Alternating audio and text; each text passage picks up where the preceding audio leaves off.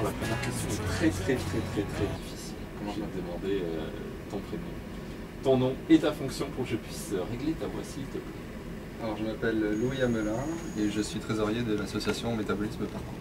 Bon, alors justement Louis, première question toute bête, Métabolisme Parcours, c'est quoi cette association? Vous faites quoi exactement? Donc c'est une association où nous faisons du parcours. Donc c'est un sport urbain que l'on pratique dans les lieux publics, en centre-ville ou même ailleurs dans la ville de Nîmes. Et donc on pratique aussi autant le parcours que le freerunning.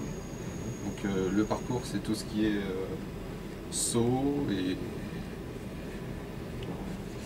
saut d'obstacles urbains, c'est ça? Voilà. Pour donner une référence, c'est grosso modo les Yamakasi, c'est ça? Voilà, Oui, c'est eux qui ont créé le mouvement du parcours. Donc. Ouais. Et le freerunning, c'est tout c'est les figures qui sont à côté du parcours, donc les saltos et autres D'accord. acrobatiques. Comment tu as découvert ça, justement, à travers les films ou...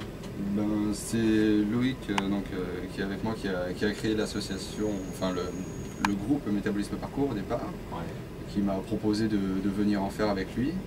Donc moi j'étais intéressé par le sport, donc je me suis lancé et puis au fil du temps on a créé une association pour pouvoir se développer. D'accord, c'est uniquement bouche à oreille, tu les as pas vus un jour dans la rue, tu t'es dit tiens je vais tenter, enfin tu avais déjà vu à quoi ça ressemblait, non, je suppose? Oui, je savais rapidement à quoi ça ressemblait et c'était un ami à moi, donc il m'a proposé de venir, donc moi ça m'a intéressé tout de suite, savoir ce que c'était. D'accord. Au début je suppose que tu regardais ça plus ou moins de loin, parce qu'on a peut-être un petit peu peur de se lancer, non, ce qui est naturel d'ailleurs. Oui, au début on n'a pas confiance, mais bon, au fil du temps, on finit par, en voyant les autres évoluer, on peut voir, se lancer. D'accord, ok. C'est pas trop dur dans une ville comme Nîmes, enfin je veux dire c'est pas immense hein, comme ville, on est bien d'accord, c'est pas trop dur de trouver d'autres amateurs de parcours, parce que on n'a pas l'impression que c'est un sport très développé en France. Au niveau de... c'est pas un sport très répandu parce que il n'y a pas de grandes associations ou de grands clubs qui font du parcours. Donc c'est plein de petits groupes qui voyagent, qui traversent les villes. Et on ne se rend pas compte du nombre de personnes qui peuvent en pratiquer en France. Mais il y a quand même pas mal de monde qui en font. Généralement, justement, c'est des groupes ou c'est plutôt... Il y en a qui, enfin je sais pas, une personne par exemple peut pratiquer le parcours tout seul de son côté, ou non, ça marche vraiment par groupe, par team, on va dire. Je pense que pour progresser, c'est mieux d'être en groupe. Ouais. Après, oui, c'est possible de se lancer tout seul et de pouvoir travailler comme ça. D'accord, ok. Une ville comme Nîmes, par exemple, je suppose que bon, vous avez des habitudes de parcours, d'obstacles. Vous finissez pas par tourner un petit peu en rond à force ou pas? Vous cherchez régulièrement des nouveaux parcours? Si, forcément, à chaque fois qu'on refait une session, c'est comme ça qu'on appelle, on va faire du parcours en ville. Donc à chaque fois qu'on refait une session, on repasse aux mêmes endroits, aux mêmes spots. Et bien sûr, on essaye d'en trouver des nouveaux, mais c'est pas toujours évident dans une ville pas très grande. Ouais. Tu me parlais par exemple tout à l'heure des Jardins de la Fontaine. Qu'est-ce que vous faites par exemple au Jardin de la Fontaine? Est-ce que tu peux nous donner quel type d'obstacles vous sautez? Qu'est-ce que vous faites exactement? Au Jardin de la Fontaine, on peut trouver pas mal de balustrades ou des petites hauteurs comme ça. Donc on peut faire des sauts de chat, c'est-à-dire se lancer par-dessus, poser les mains sur le mur et puis se lancer vers l'avant. Ou faire passer les pieds vers l'avant, c'est un pas de voleur. Après, on peut faire des saltos par-dessus et avec l'atterrir dans l'herbe qui se trouve juste en dessous, donc c'est bien praticable. Ouais, c'est praticable, mais est-ce que c'est bien perçu aussi par les gens? Les gens qui passent devant nous, ils sont un peu étonnés au départ, mais ça les dérange pas de nous voir faire ça, et ils sont plutôt contents, ils prennent des photos des fois, c'est même intéressant, c'est enrichissant, des fois ils nous posent des questions sur ce qu'on fait. Même des fois les jeunes ont envie de se lancer en nous voyant. D'accord. Et la police enfin les policiers? Les policiers, ils nous encouragent pas à le faire, mais disons que ça nous arrive d'en voir sans pour autant qu'ils viennent nous empêcher de pratiquer le parcours. Alors je vous ai aperçu quelques fois en vrai, j'ai vu aussi quelques photos dans la Gazette pour ne pas la citer. Ça a l'air quand même impressionnant. Est-ce que ça demande un entraînement que tu qualifierais d'intense ou pas? disons, pour progresser rapidement, il faut s'entraîner souvent pour pas perdre ce qu'on a réussi à avoir. Après, moi personnellement, je ne m'entraîne pas tous les jours, mais pour autant, j'arrive à progresser comme il faut.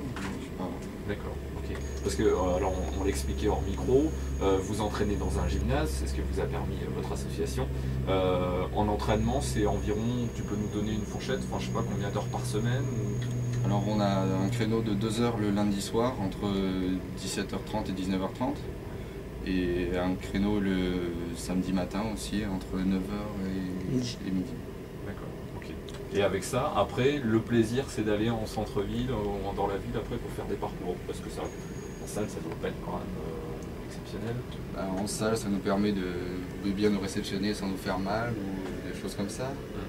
Après, c'est sûr que c'est pas les mêmes sensations que quand on travaille sur du béton en ville, ou des choses comme ça.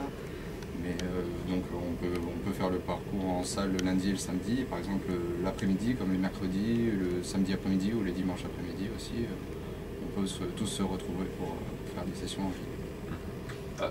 Un petit peu côté négatif au niveau des bobos, des blessures, est-ce que c'est fréquent, ça reste superflu, il faut faire gaffe à certaines choses?